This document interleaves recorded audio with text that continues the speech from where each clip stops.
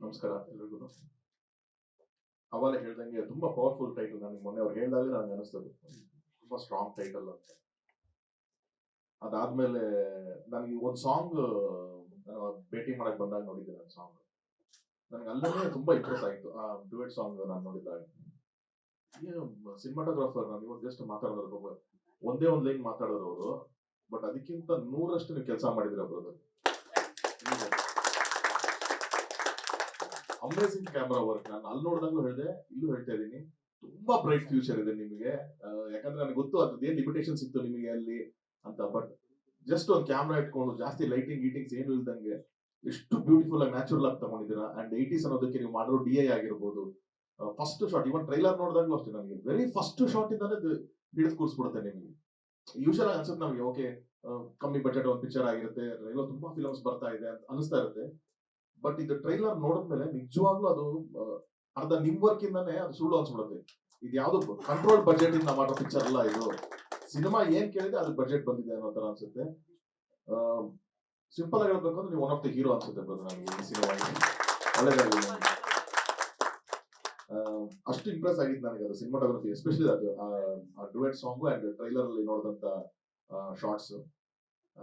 Of course ತುಂಬಾ ಚೆನ್ನಾಗಿ ಕಾಣಿಸ್ತಿರೋದು ನೀವು ಕೂಡ. ಕ್ರೆಡಿಟ್ ಕ್ಯಾಮ್ರಾಮನ್ ಆಗಿ. ಅಂಡ್ ತುಂಬಾ ಚೆನ್ನಾಗಿ ಇಬ್ರು ತುಂಬಾ ಚೆನ್ನಾಗಿ ಮಾಡಿದ್ರು ಆ ಸಾಂಗ್ ಅಲ್ಲಿ. ಅಂಡ್ ಟ್ರೈಲರ್ ನೋಡಿದಾಗ್ಲೂ ಅಷ್ಟೇ ತುಂಬಾ ಸೆನ್ಸಿಟಿವ್ ಟಾಪಿಕ್ ಇದು ಪಿಕ್ ಮಾಡಿದ್ದಾರೆ ನಾಗಮುಖ ಅವರು. ಅದೇ ಎಲ್ಲರೂ ಅದೇ ಮೆನ್ಷನ್ ಮಾಡ್ತಾರೆ, ನಮ್ಮಲ್ಲ ಆಗಲ್ಲ, ಇದು ನಮ್ಮ ಜಾಸ್ತಿ ಈ ತರದ ಪ್ರಯತ್ನಗಳು ಪಟ್ಟಿಲ್ಲ ಅಂತ.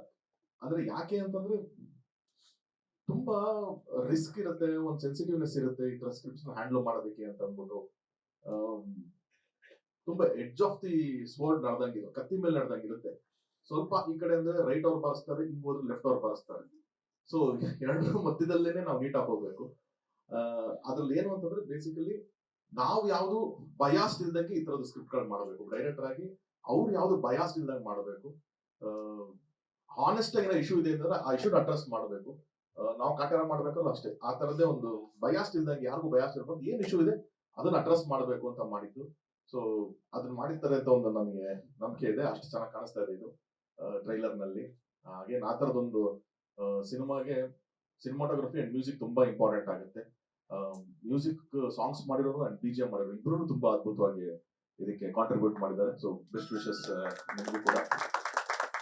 ಅಂಡ್ ರಾಮಕೃಷ್ಣ ಅವರು ಈ ತರದ ಒಂದು ಪ್ರಯತ್ನಕ್ಕೆ ಫಸ್ಟ್ ಆಫ್ ಆಲ್ ಎಲ್ಲಾದ್ರೂ ಒಂದು ರಿಸ್ಕ್ ಇರುತ್ತೆ ಸರ್. ಹೊಸೊಬ್ರು ಈ ತರದೊಂದು ಸಿನಿಮಾ ಹಿಂಗಿರೋ ಸಬ್ಜೆಕ್ಟ್ ಎಲ್ಲಾನು ಒಪ್ಕೊಳ್ಳೋಕ್ಕಿಂತ ಮುಂಚೆ ನೆಗೆಟಿವ್ ತುಂಬಿಸೋದು ಜಾಸ್ತಿ ಇರುತ್ತೆ. ಆ ತರದೆಲ್ಲ ಇದನ್ನು ತಂಡದ ಮೇಲೆ ನಂಬಿ, ಒಂದು ಕಥೆನ ನಂಬಿ ಒಂದು ಸಿನಿಮಾ ಪ್ರೊಡಕ್ಷನ್ ಮಾಡಿದ್ರೆ ಸರ್, ಒಳ್ಳೇದಾಗ್ಲಿ ಸರ್ ನಿಮಗೆ.